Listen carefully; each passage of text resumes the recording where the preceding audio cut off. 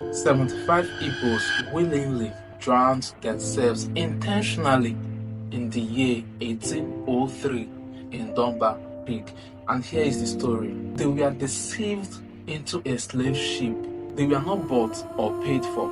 They were shown incentives, and these white slave traders told them that if they go on a trip back to their country with them, they are going to come back to their family with a lot of incentives and treasures. Because of the hustling spirit of the Igbos, a lot of them volunteered to go on this trip with the whites. These were the people of Omambala in the now Anambra state. They were all decoyed into a slave ship. Unknowingly to them, they just embarked on a journey of no return. As the ship navigated through the ocean, these innocent people were all happy that at least when they get there and get these incentives and treasures, they are going to come back home and change the lives of their family.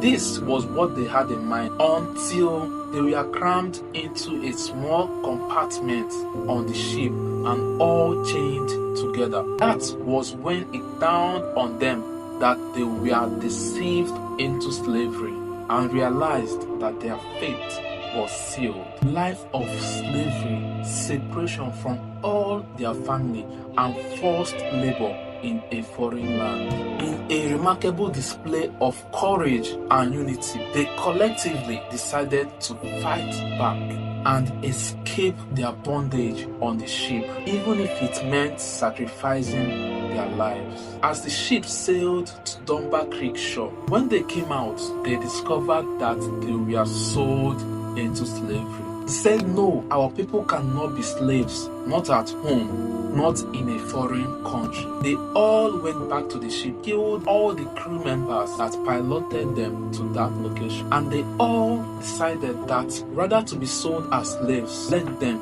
collectively drown themselves. As they echoed, Omambala brought us here, Omambala will take us back.